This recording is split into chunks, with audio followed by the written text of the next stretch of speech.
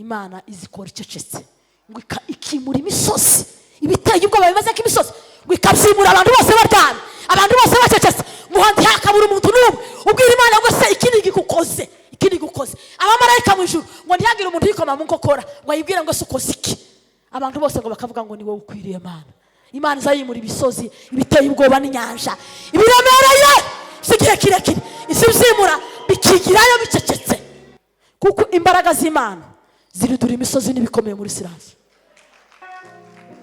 Igihe abisi batekereza ko bafite ibikomeye bafite n'ibyo biringiye bigaragara amaso y'umubiri, imbaraga z'Imana iyo zamanutse zazimura imisozi n'inyanja.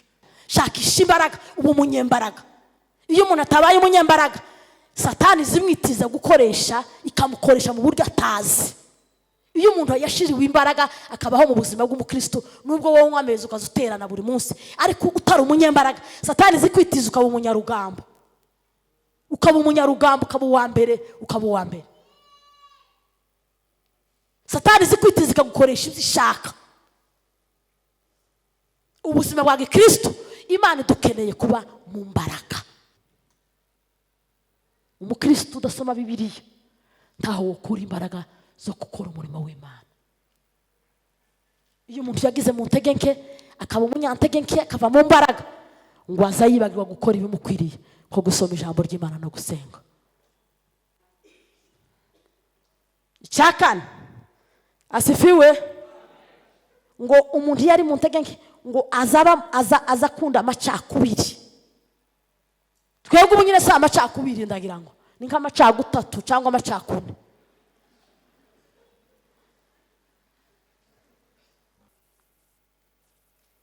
Satani aduteza intambara zikomeye kugira ngo atwake imbaraga z'Imana. Uzemere kurara nta mafaranga ariko ntukemere kurara utari mu mbaraga z'Imana, kuko igihe cyose umukristo araye ku musozi utari mu mbaraga z'Imana Satani zigukoresha, Satani zigenda ishakisha. Abantu bose batangiye neza bagira amaherezo mabi ni abantu batinze iruhande rw'Imana ariko ntibambara imbaraga z'Imana. Iki ni igihe rero cyo gushakisha kuba mu mbaraga z'Imana kugira ngo Satani n'abadayimoni n'isi tubasha kuyitsinda. Itorero abambaye imbaraga z'Imana nibo bazagenda mu ijuru. Kadusome ijambo ry'Imana kubwo gucungura umwanya.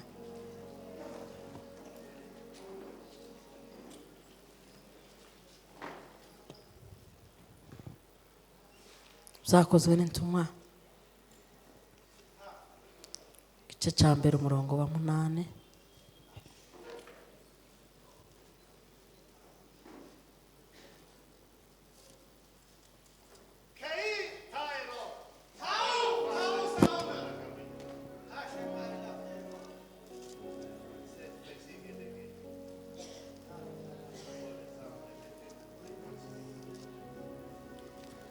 Zakozwe n'intumwa igice cya mbere umurongo wa 8 haravuga ngo cyakora muzahabwa imbaraga Umwuka Wera nabamanukira kandi muzaba abagabo bo kumpamya i Yerusalemu, Yudeya hose ni Samariya no kugeza ku mpera y'isi. Amen. Turarangiriza hano igitabo cya Zaburi 84 Zaburi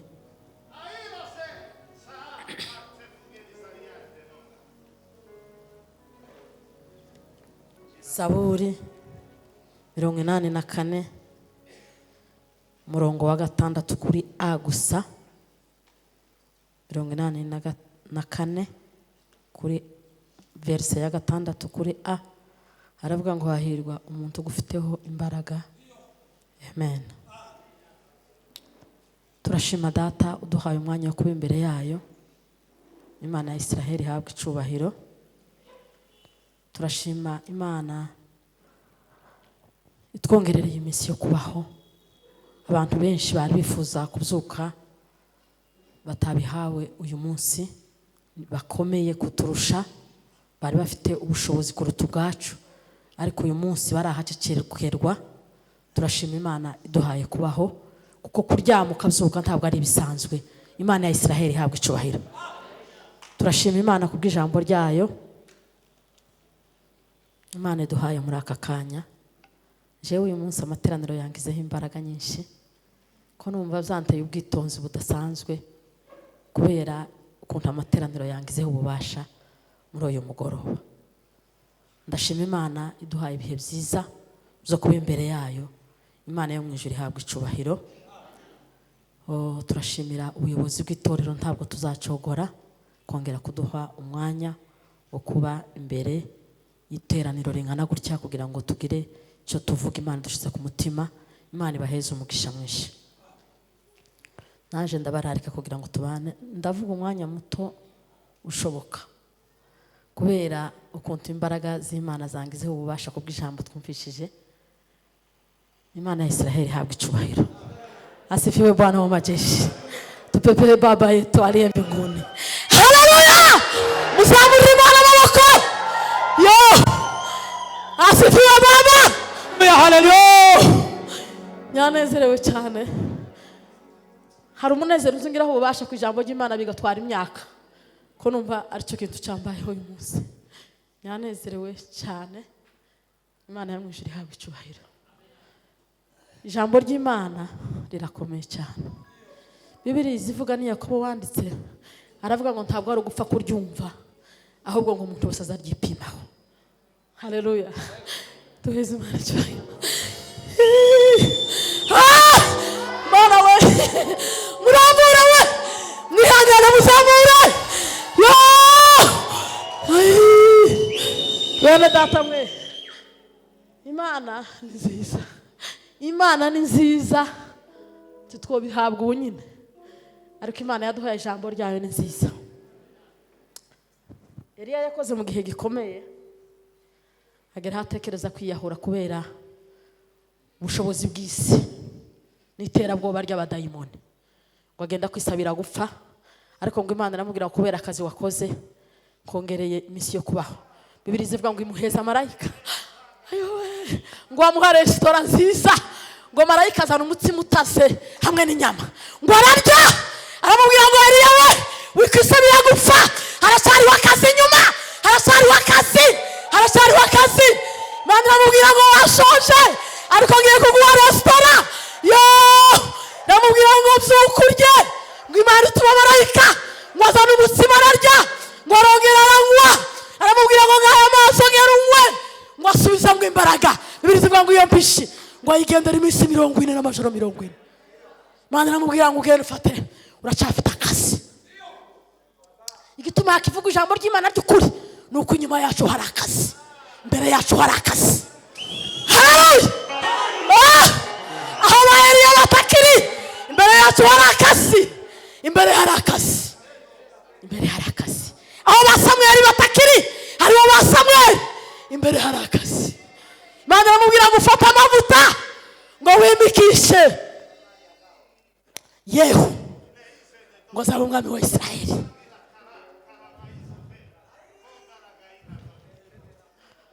Hari akazi ba mama, bwira mwene so ngo harashariho akazi.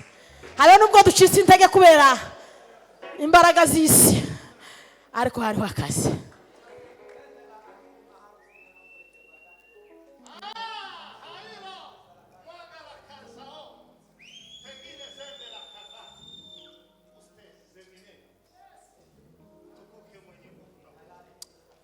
Haleluya. Ndabwiriza umwanya muto cyane kuko ibyishimo ngize n'imbaraga urumva ndashobora kuvuga cyane, ariko ndabararitse kugira ngo tujane.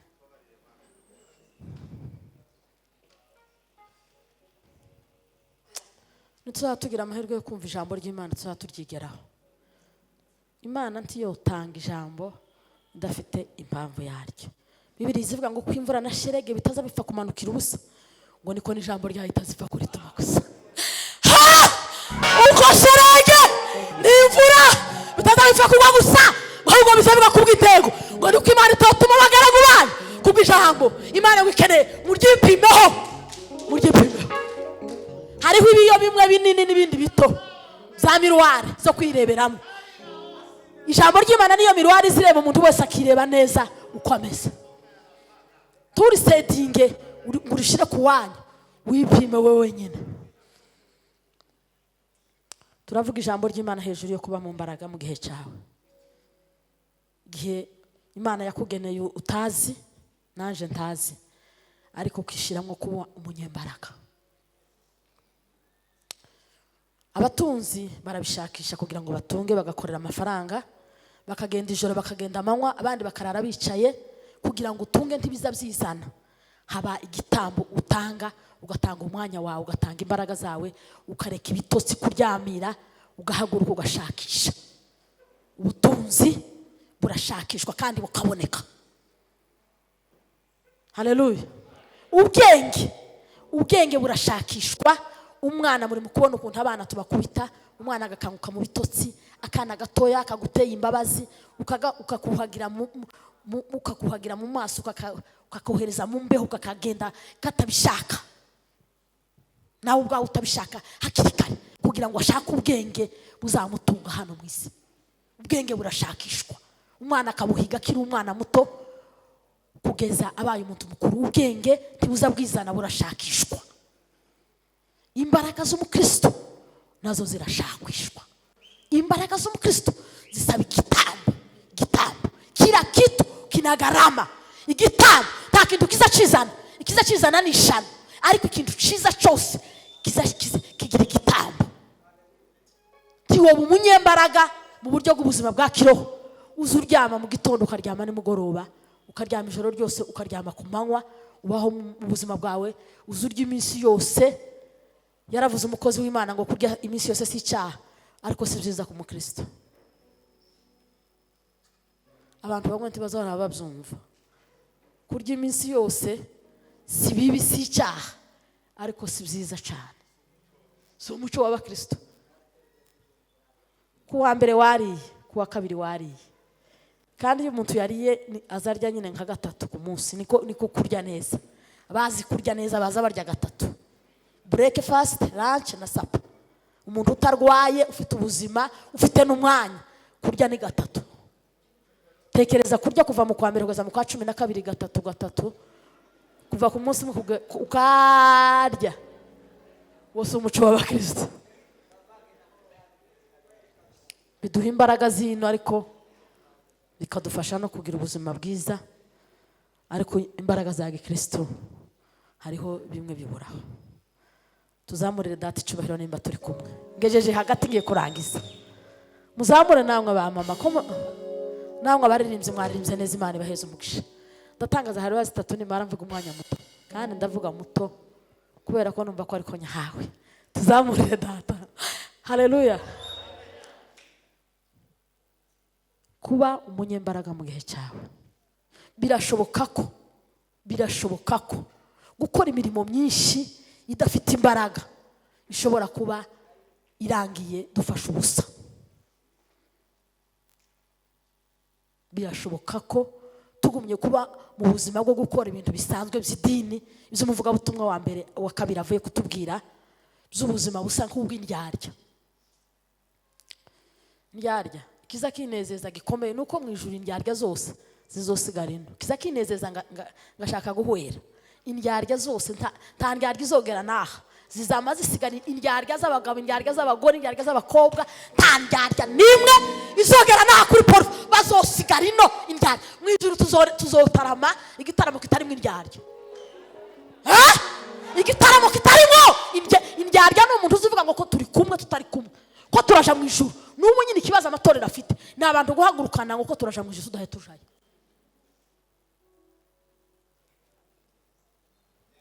Usiwe mana mama ala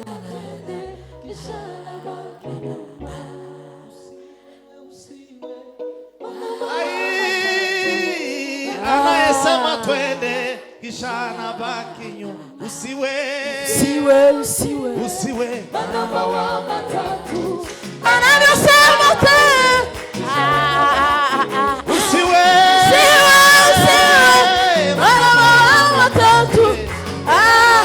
anayesema twende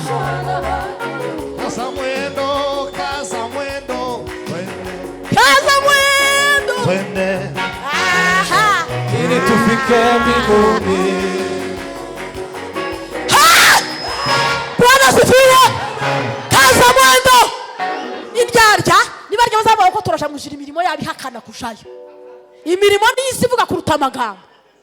Imirimo n'imbuto twera biza bivuga bikaruta amagambo.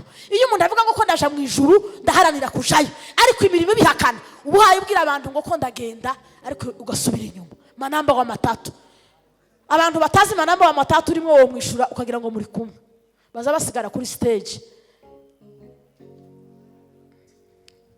Kuba mu mbaraga z'Imana mu gihe cyawe, uzi cyangwa utazi, ukaba umunyembaraga, ukaba umuririmbyi mu gihe utazi Imana itoranyije mu gihe cyawe, ukumva ko ugomba gushakisha imbaraga.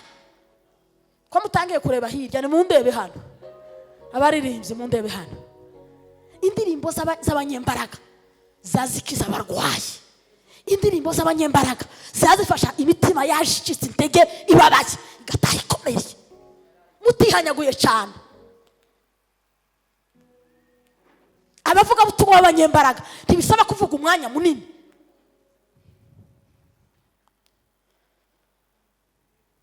Kuba umunyembaraga mu gihe cyawe, Bibiliya yavuze ngo hahirwa abagufiteho imbaraga. Ubu nyine dufite kubera isi ihayigera ku musozo wayo yo kurangira, hari abantu bafite imbaraga ziva ikuzimu, imbaraga ziva ikuzimu zikamugaburira, zikamwubakira inzu, zikamuha amafaranga, izo mbaraga zikabaho, kandi nazo ni imbaraga. Ko murumva ko zoroshe ziva ikuzimu. Abandi bafite izindi imbaraga biringiye zabo, ariko Bibiliya yavuze, iyi ni Zaburi ya bene Kora, aravuga ngo hahirwa bagufiteho imbaraga wowe Mana. Tuzamurire data icyubahiro. Haleluya! Hahirwa abakristo, hahirwa amatorero, hahirwa abaririmbyi, hahirwa abavuga butumwa bafite imbaraga bizeye, biringiye zikomoka ku Uwiteka Imana. Hahirwa abantu bagufiteho imbaraga Mana, kuko imbaraga ziri hano hasi zirahari, kandi nazo ni imbaraga. Ariko hahirwa bafite Uwiteka kuba imbaraga zabo. Yesu amaze gukora imirimo yatumwe hano ku isi, arangije imirimo yiwe yose. Muri iki gitabo cy'ibyakozwe n'intumwa, Injili zine, Matayo, Mariko na Luka na Yohana, bivuga imirimo Yesu yakoze n'ibitangaza yagiye akora. Kandi Injili zine zose zirasa, usibye Yohana niwe ugira ibintu 8 bitaba muri Mariko na Luka na Matayo, ibintu 8 gusa, ariko ibindi byose bigenda bisa. Ni Injili zagiye zivuga imirimo Yesu yakoze. Ariko kubaho kwitorero, Bibiliya izibivuga igitabo cya historia, igitabo cy'ibyakozwe n'intumwa, nico kiza kivuga kubaho kwitorero. Yesu amaze kurangiza imirimo ye, agiye mu ijuru, asezera abigishwa be, arababwira ngo mugende muje i Galilaya, ngo abariho murindira, mwijire mwicare mutuze mutegereze. Bibiliya ivuga ngo bategereze ngo iminsi 120 bategereje isezerano ry'Imana kugira ngo umukaze abaha imbaraga. Iminsi 120 bicara mu nzu, baratuza barategereza, baratuza barategereza. Bibiliya ivuga ngo umunsi wa Pentecost tugeze, ngo bose bavuga ku ndimi, bose ngo bahabwa imbaraga zo kuvuga ku ndimi. Niwo munsi ngo Petero wari wabamunya ngo umunsi bafata Yesu, ngo yihakana Yesu kumugaragaro, kandi Yesu yari yamubwiye ngo isaki tarari uranyihakana, ngo kuko yari atarambara imbaraga, aramwihakana. Ariko Pentecost amaze kwambara imbaraga, Bibiliya ivuga ngo avuga disikuru yiwe, aravuga ngo uyu mugabo izi ngibi byatewe ngo na wa mugabo mwaraye mwishe. Bibiliya ivuga ngo kubera imbaraga yabivuganye, amaze kwambara imbaraga, ngo hakira abantu 3,000 barakira, barakizwa. Kandi muzahabwa imbaraga Mwuka w'Imana nabamanukira, nibwo muzaba abagabo bo kumpamya i Yudeya, i Samariya, i Yerusalemu, kugeza ku mpera y'isi. Kandi muzaba abagabo bo kumpamya igihe muzamara kuba mufite imbaraga.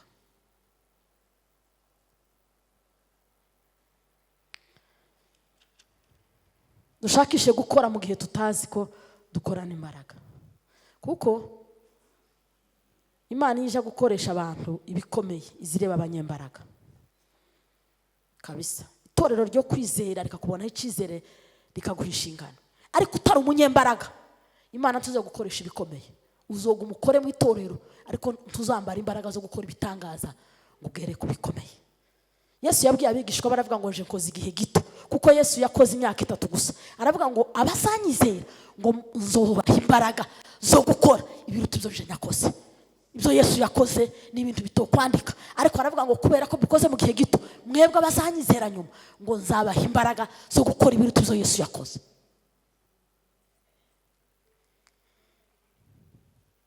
Nico gituma igicucu cy'abakozi b'Imana cyari kiza abarwayi.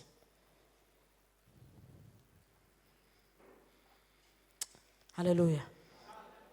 Imana itoranya Mose ngo kubera imbaraga yari imubonyemo n'ubushobozi. Imutoranya mu gihe gikomeye, igihe abaheburayo bari mu buretwa bw'abanyegiputa, habaho itegeko rikomeye rivuga ngo umwana wese w'umuhungu w'umuheburayo nazoza avuka azapfa.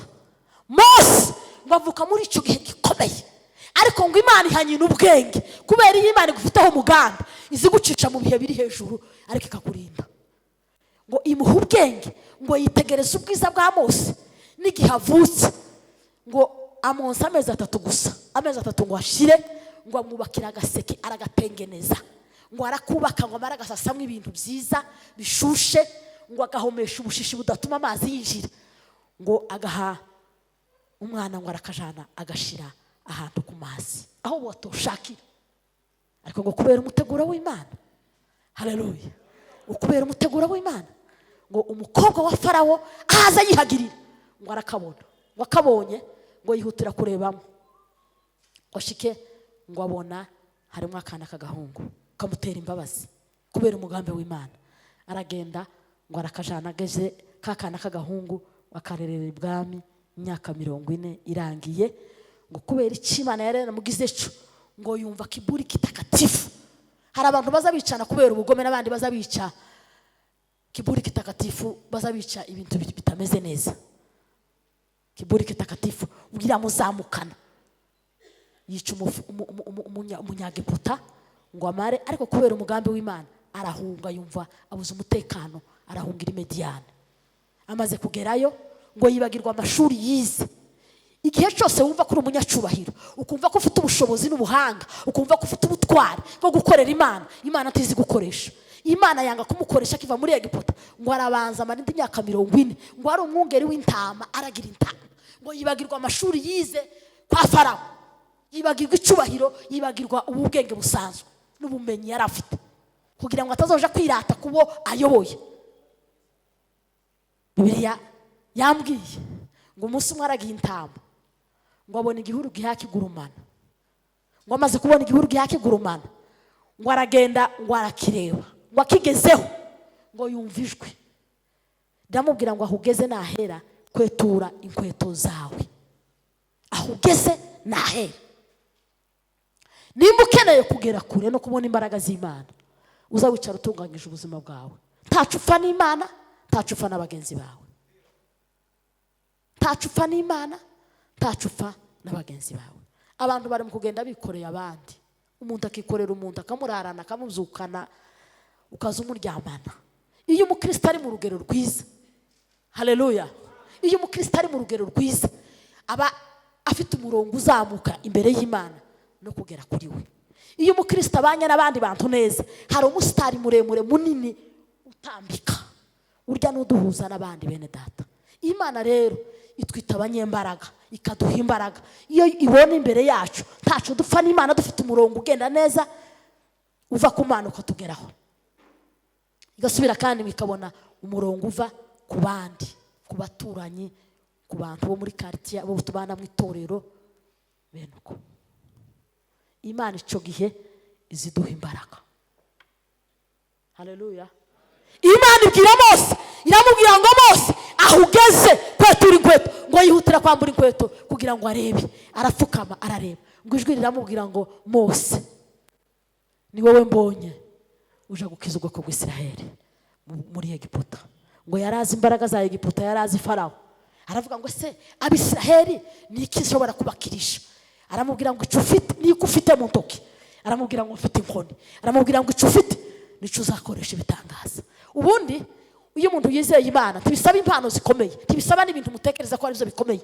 Imana izikoresha impano yaguhaye. Impano yaguhaye ni izakora ibitangaza. Duheze Imana icyubahiro. Haleluya. Namubwira ngo genda ngo ujane iyo nkoni izakura Abisiraheli, n'izabashora, n'izanakemura ikibazo cyo muri Egiputa n'ubushobozi bwa Egiputa. Aragendagera Imana iramubwira ngo abwira Imana ngo ese ninshikayo ndabwira Imana ngo ese ndinde kuko tiyakuriye mu Baheburayo. Ndayibwira ngo ninde wantumye. Aramubwira ngo ugende ubabwire ngo Imana yabasogokuruza banyu, Imana ya Abrahamu na Isaka na Yakobo. Kandi numara ubabwira ngo ndiho bisobanurwa ngo nibagera mu butayu nzoba amazi, bisobanurwa ngo nibagira inzara nzobagaburira, imyambaro nishira nzobambika. Ndiho utazushira, utazuhindurwa n'ibihe, utazubura guseruka muri situation yose turimo. Aramanuka ngo aja muri Egiputa, amanukana inkoni. Muri Egiputa amanukana inkoni. Ngo amare kugerayo aragenda ngo abwira Farawo ngo Imana y'Abaheburayo yambwiye ngo barekure baje gukorera Imana. Aramureba amuca amazi, niko hano baza bavuga ngo nuko umuca amazi. Amuca amazi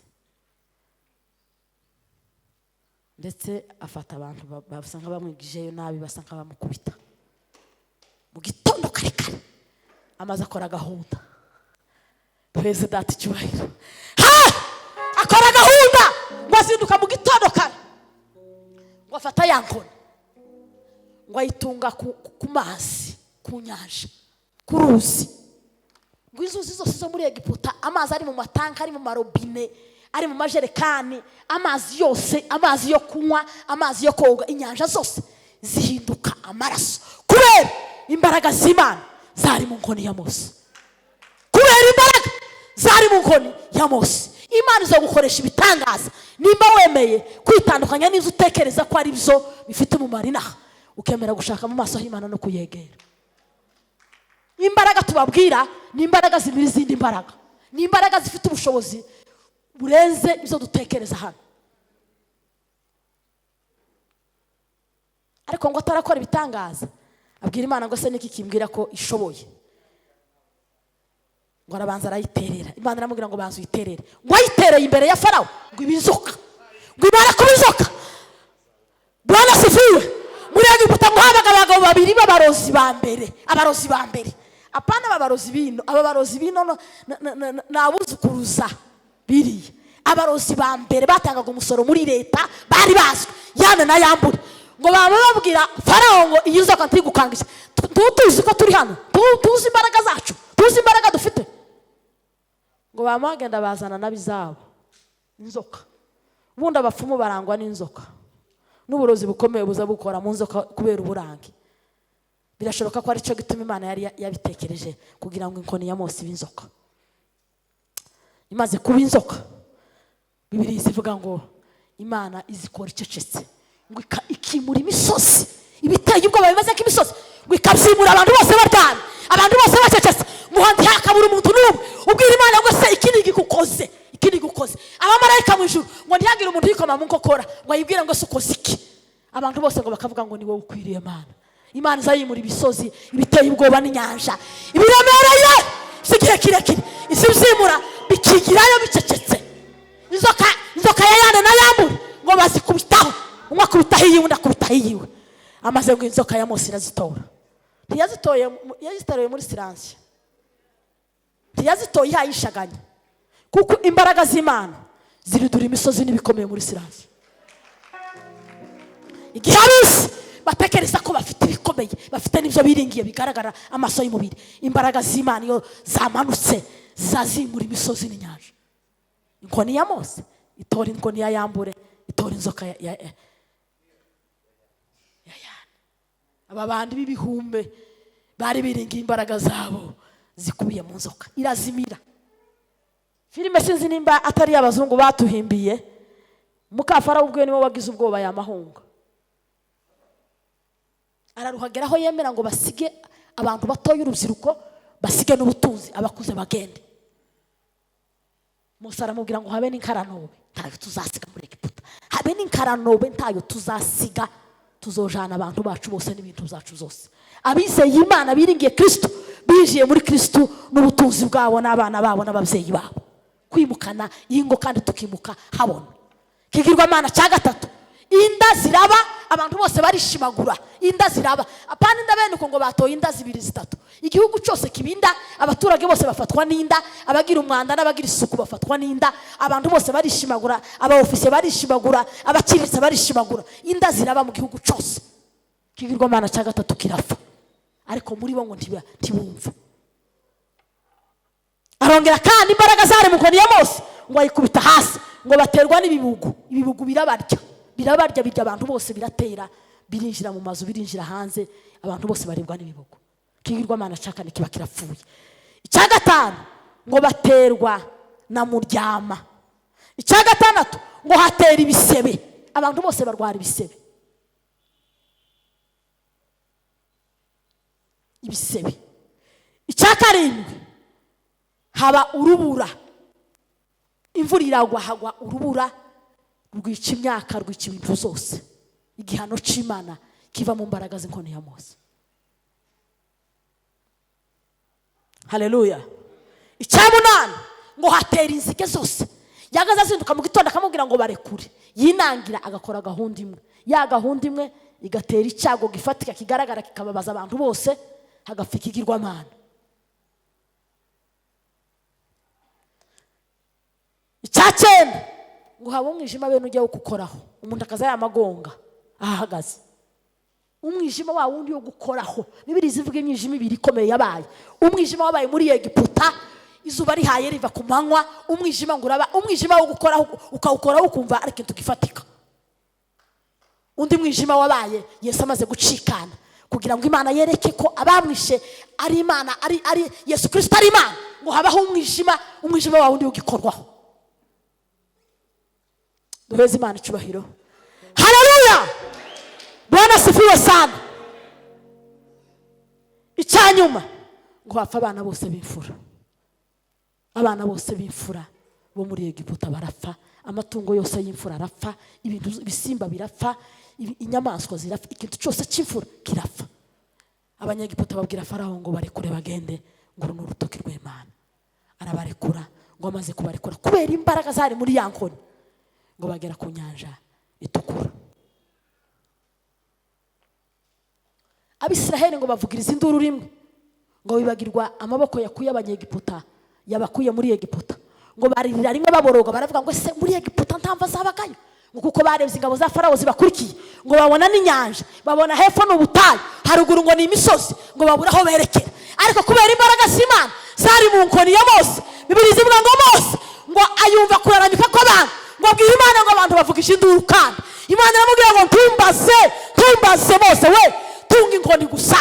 Imana ngo yumva icyo Imana imubwiye, ngo atunga inkoni. Amaze gutunga inkoni, inyanja gucikamo kabiri. Imaze gucikamo kabiri, imbaraga zicamo inyanja zikomeye, ntabwo ari imbaraga bene zisanzwe zinaha. Amaze kucikamo inyanja, ngo barambuka. Uwanyuma, kuko bayoberwaga n'inkingi y'igicuni y'umuriro, ngo uwanyuma yambutse, uwa Farawo wa mbere abarinjiyemo. Imana ngo ikora ikintu gikomeye kugira ngo yereke Egiputa ko nta kirico. Ireka umuntu wa mbere wari ufite igare rya mbere ngo yinjiramo aje kwambuka, ngo irinda n'uwanyuma. Iregera kuva ku igare ry'uwa mbere, irabegeranya maze ngo arakururuka. Wari uyoboye urugamba arababwira ngo Imana yabo kandi yatabaye, ariko ngo ntibicuza ngo bisubize inyuma. Bose ngo binjiramo, abanyegiputa barapfa, barashira n'amagare yabo arangirira mu nyanja itukura. Duheze Imana icyubahiro. Asifiwe. Haleluya. Haleluya. Imbaraga z'Imana zazitabara zikimura ibitekerezwa ko ari byo bikomeye bigaragara mu maso y'umubiri. Imana izodukoresha ibikomeye igihe twumva ko dushakisha imbaraga z'Imana, zikaba muri twe, zikaba mu bwenge bwacu, zikaba mu buzima bwacu, zikaba mu miryango yacu, zikaba mu magambo yacu, ibyo twatura n'ibyo tuvuga n'ibyo dukora. Imana izodukoresha ibikomeye.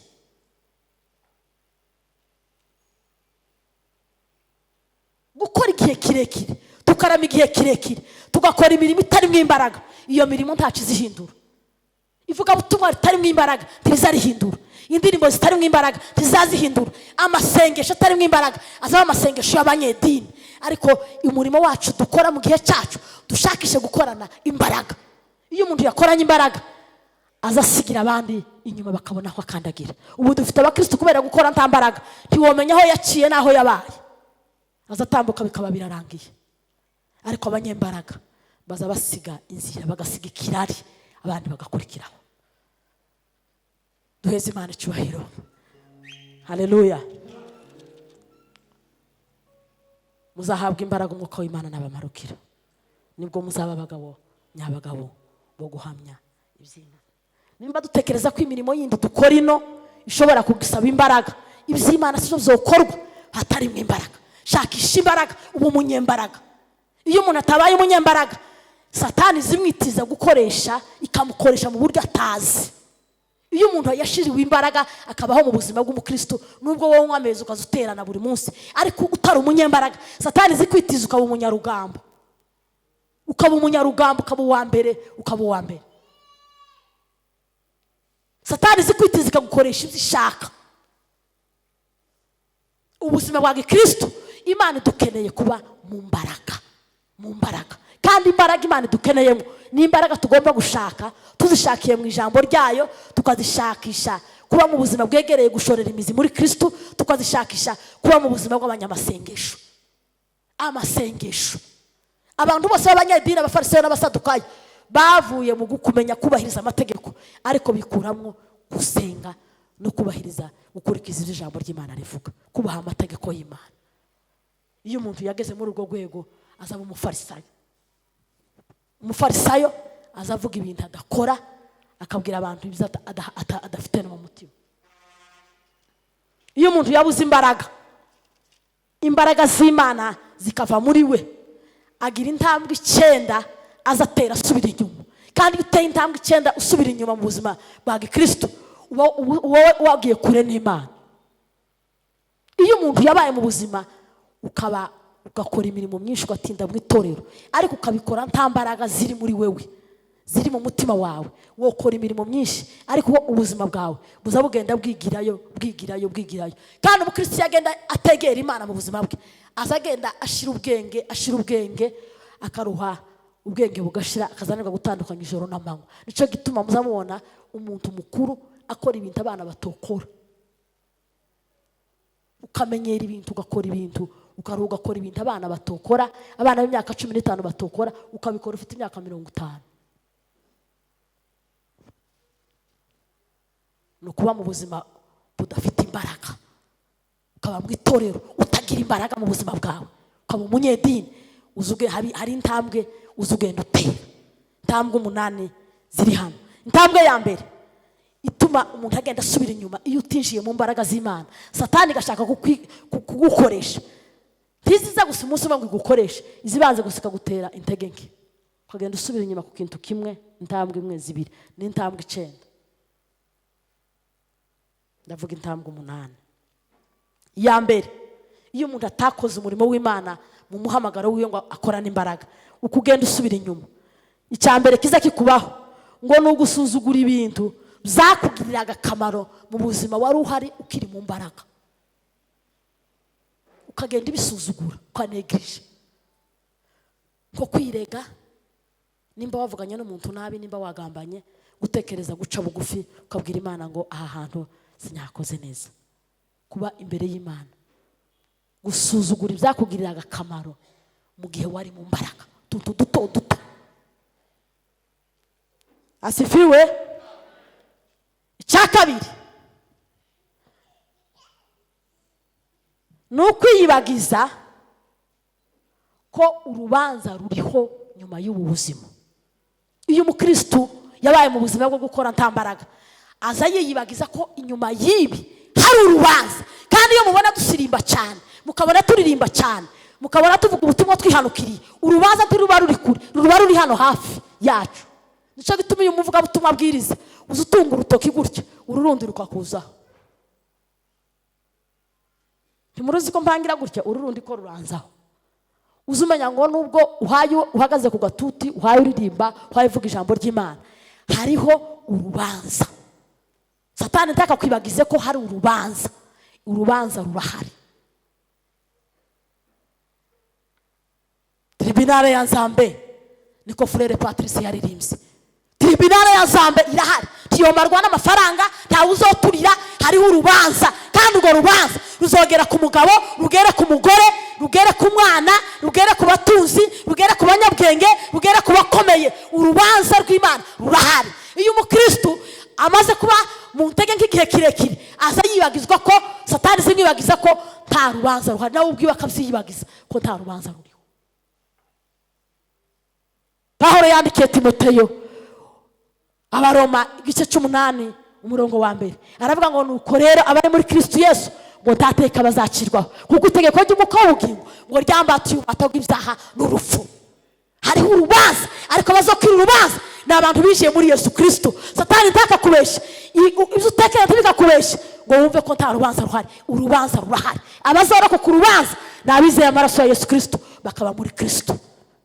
Hari umwanditsi wanditse aravuga ngo ibiduhiga byinshi no gukira urubanza, aravuga ngo umukristo wese uri muri Kristo Yesu ngo ameze nk'umuntu kakujya kwihanzira ihishe mu ishupa.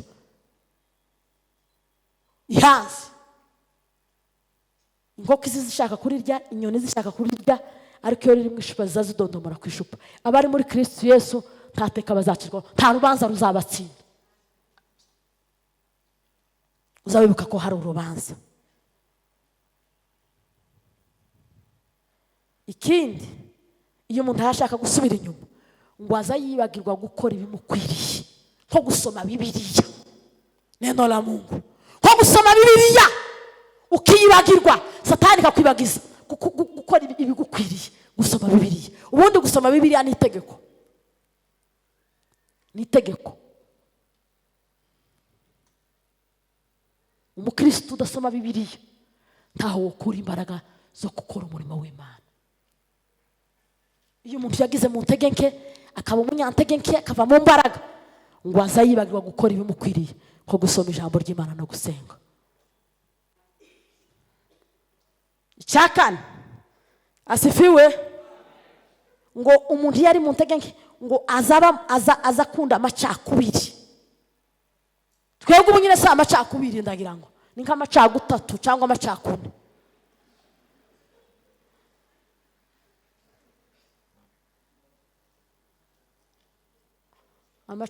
Amacakune, amacagutanu, zasiye amacakubiri.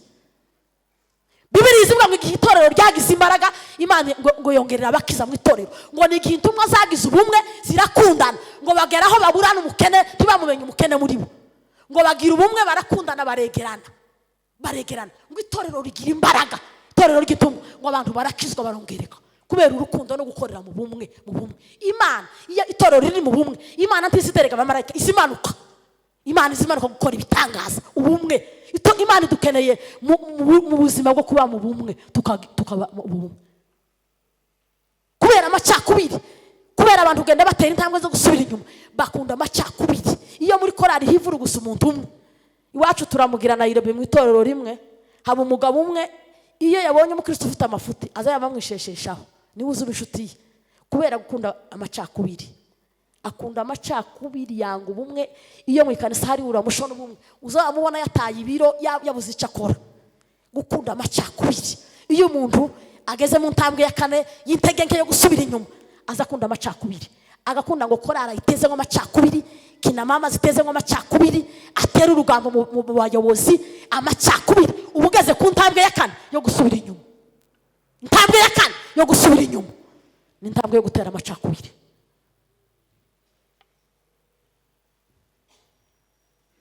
Nyasomye agatabo kamwe kanyereka hejuru y'imbaraga z'ubumwe. Ako gatabo karambwira ngo iyo abakristo ngo hari intare ngo yahoraga yifuza inka 3 zabaga ku musozi, ngo ikicara yifuza kuzirya, ariko ngo kubera ubumwe zanka zahoraga zegeranyije inka 3 amahembe 6, ngo intare yazibona, kandi intare ni ikintu gikomeye cyane, ngo igatinya amahembe 6 ubumwe kwegerana kwa zanka, ngo igahora yifuza zanka, igahora izifuza. Bukeye ngo umunsi umwe ngo intare irazira zihendahenda ikuramo imwe, iragenda irayigira yimara, irasubira iragaruka. Intare nta mbabazi igira, irasubira irazirya iyindi zirashira ko ari 3. Satani adashaka kugira ngo aturwanye, adufate iyo yadutandukanyije mu macakubiri. Ariko kuko imbaraga z'abakristo ari imbaraga, cuma uno wa cuma, abakristo baza batyazanya ubwabo iyo bahuye ubwabo. Haleluya. Uzofate imbabura ihaye yaka cyane, ukuremo ikara rimwe, yambabura yafashwe cyane, ukuremo ikara rimwe urushire ku ruhande, mu minota 10 uzosanga rya kara ryazimye. Ni kwimbaraga z'abakristo tugomba kuguma mu bumwe, tukaguma mu bumwe. Bumwe ni imbaraga z'itorero. Imana dukeneye mu mbaraga zo kudukoresha ibitangaza igihe twumva ko turi bumwe. Kandi ubumwe iyo buhari tugira ngo intege nke ziba zihari. Ariko iyo umuntu ashaka ubumwe mu buzima bwa Kristo, uzumenya intege nke zanje, ukamenya ko nawe uzifite. Iyo umuntu aje kunanirwa azayicara areba intege nke za bagenzi babo, akicara no munzane wo gupima nakazigiriza intege nke. Nawe ufite intege nke zawe. Kubera iyo mpamvu muzamureka turwanira ubumwe, intege nke ufite n'izindi udafite. Tuzobona umuntu nka marayika. Iyo turi mu mubiri tuba tugomba kuba dufite intege nke, ariko kandi ntugazuha agaciro intege nke zanje, uzureba imbaraga. Asifiwe. Intambwe ya 4 bakunda amacakubiri. Intambwe ya 5 ngo baza batangira gukwepa amateraniro. Hari bamwe bavuye mu 3 batagiterana, kandi ntaco bamutwaye ngo jewe singikunda ngo 3 gutarama. Abandi basigariye ku cyumweru mu gitondo nabwo bakererewe. Intambwe ya 5 yo gusubira inyuma ngo abantu baza batangira gukwepa amateraniro, kuyahunga. Nubona kuraryama ukabyuka ukumva woguma kuzungurutsa mu nzu no kuma kwigira uko ushaka, ukumva nta toba yo mu mutima cyangwa inyota y'amateraniro mu buzima bwawe, uzobugeze mu ntambwe ya 5 yo gusubira inyuma. Washize imbaraga ugeze mu ntambwe ya 5 ho wagenda usubira inyuma. Intambwe ya 6 uzutangira kwegera abisi.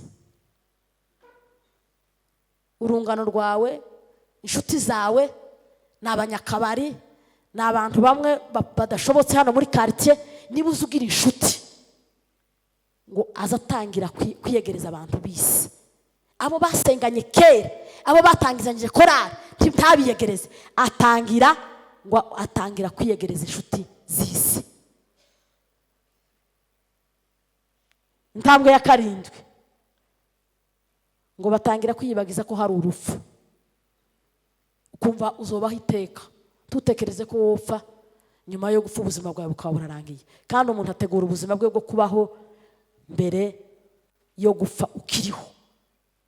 Iyo umuntu wageze mu ntambwe ya 7 yo gusubira inyuma, biza bikwibagiza ko hariho gupfa.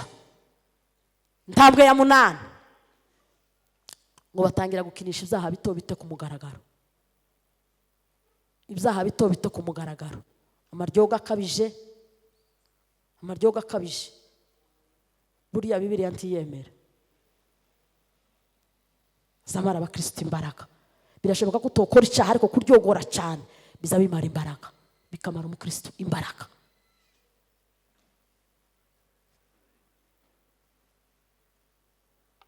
Haleluya.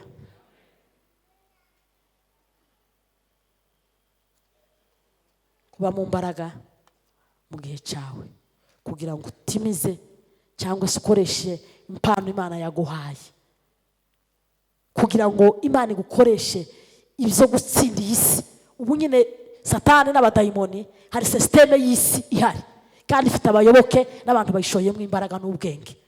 Ariko kugira ngo dukwepe systeme, kugira ngo dukwepe imbaraga dutekereza ko zikomeye muri iyi si, twambara imbaraga zimira izindi imbaraga, nugusenga, tukongera tugasenga, tugasoma ijambo ry'Imana, tukongera tukarisoma. Tukaza gusoma ijambo ry'Imana nk'abantu bashaka ibitotsi. Bamwe bazasoma Bibiliya kubera ko babuze ibitotsi. Nugusoma ijambo ry'Imana no gusenga no gushakisha kubana n'Imana mu buzima bwa Kristo ndetse no kubana n'abandi bantu bose amahoro. kugira impano zikomeye ariko tukazikora mu buryo bwa lituriji bw'idini.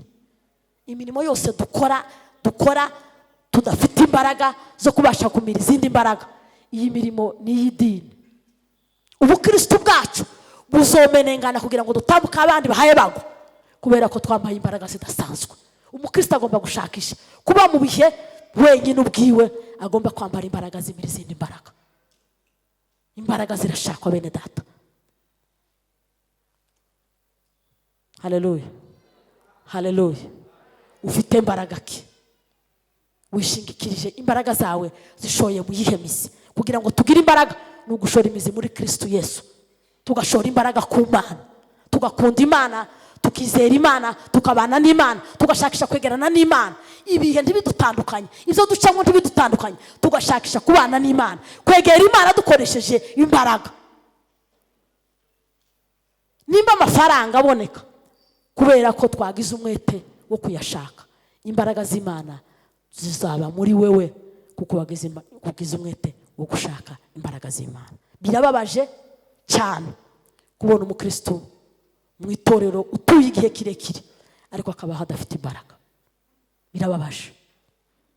Ico gihe Satani azayitiza abantu akabakoresha ibintu ashaka. Abandi aho kwera imbuto zikwiranya bizeye cyangwa bihanye, bakera imbuto mbi kandi bari mu murimo w'Imana, kandi bari mu itorero bataraguye, batarahangutse, ariko mu buzima bwabo bakananirwa kwera imbuto zikwiriye. Ni ukubera ko imizi yabo batayishoye ngo imbaraga zabo bazishore muri Kristo Yesu. Imbuto twera zivana naho twashoye imizi. Imbaraga tubona muri Kristo Yesu zivana n'imbaraga twakoresheje mu gushaka Imana. Icyakora muzahabwa imbaraga Umwuka w'Imana nabamanukira. Umwuka wera azamanuka mu mitima y'abakristo bihanye bakizera Yesu nk'umwami n'umukiza. Imana dukeneye kudukoresha ibikomeye igihe twabashije kumenya gusobanukirwa ko twambaye imbaraga z'Imana, tugashakisha imbaraga z'Imana. Uko dushaka ubutunzi, uko dushaka ubwenge, dushakishe kwambara imbaraga z'Imana. Aba Bibiliya ivuga b'intwari bakoze ibikomeye bose ni abantu bahagurutse gushaka mu maso h'Imana. Bibiliya ivuga ngo Mose wegeze aje ku musozi akamara iminsi 40 aryamye ku musozi. Ba Petero babonye imbaraga z'Imana kubera ko babashije kuba mu bihe byo gushaka imbaraga z'Imana. Imbaraga z'Imana zirashakwa tukiri muri uyu mubiri, dufite ubwenge, tukiri muri iyi si, dushakisha kuba mu mbaraga z'Imana. Abakristo itorero rizajanwa zizogenda kuba Kristo bambaye imbaraga z'Imana. Satani aduteza intambara zikomeye kugira ngo atwake imbaraga z'Imana. Uzemere kurara nta mafaranga, ariko ntukemere kurara utari mu mbaraga z'Imana, kuko igihe cyose umukristo araye ku musozi utari mu mbaraga z'Imana, Satani zigukoresha, Satani zigenda ishakisha. Abantu bose batangiye neza bagira amaherezo mabi, ni abantu batinze iruhande rw'Imana ariko ntibambara imbaraga z'Imana. Iki ni igihe rero cyo gushakisha kuba mu mbaraga z'Imana kugira ngo Satani n'abadayimoni n'isi tubasha kuyitsinda. Itorero abambaye imbaraga z'Imana nibo bazagenda mu ijuru. Turarangije bene data. Ubuzima bwawe wizeye kuzihe imbaraga? Imizi yawe ishinze hehe? Iminsi umaze urayizi, ariko iminsi usigaje tuyizi. Kandi Imana Bibiliya ivuga ngo umuntu wese Imana yagiye imuheza icyo gukora, icyo gukora. Bibiliya ivuga ngo umuntu wari ugiye kuzindukira mu kindi gihugu ngo afata italanto 3, umwe ngo amuha 5, undi ngo amuha 2, undi amuheza 1. Haleluya. Uwazi 5 ngo arazicuruza ziba 10, uwazi 2 ngo arazicuruza ziba 4, uwimwe ngo aragenda arayicukura arayimbira arayihisha araryama arasinzira. Nyiri taranto ngo azindukurutse ngo ahamagara abantu bose. Uwazi 5 ngo atanga raporo ko 5 yazigenzuyemo, izindi 5 zibicu. Uwazi 2 ngo atanga raporo yuko yakoresheje taranto 2 ziba 4. Uwimwe aravuga ngo namenye kuri umukozi w'umunyamwaga, utaramenye gucuruza, utaramenye gukoresha imbaraga kugira ngo abashe kuzaza umusaruro impano yiwe. Itaranto n'impano Imana yaguhaye. Rikaberene yavuze ijambo rikomeye, aravuga ngo nta muntu n'umwe Imana yahamagaye ngo abo mu deserteri mu itorero mu myaka yawe, mu bushobozi bwawe, mu gihe cyawe. Imana yaguhamagaye iguheza itaranto, ariyo mpano yawe yo gukoresha. Izo mbaraga rero Imana ikeneye ngo wewe nyine uhaguruke ushakishe uburyo uzaza umusaruro cy'Imana yaguhaye. Kuko cy'Imana yaguhaye, Imana izokubaza kuba gikoresheje. Imana izotubaza itaranto yaduhaye, impano yaduhaye, uko twayikoresheje. Dusaba Imana duhe imbaraga kugira ngo dukore umurimo w'Imana mu mbaraga. Abaririmbyi bakora umurimo w'Imana mu mbaraga. Umwuka w'igifarisayo, umwuka w'igisadukayo wamuzi itorero, uhera ku bakuru ugera ku batoya. Umwuka w'igifarisayo wamuzi itorero, ariko imbaraga z'Imana ntizazikora n'umwuka w'igifarisayo.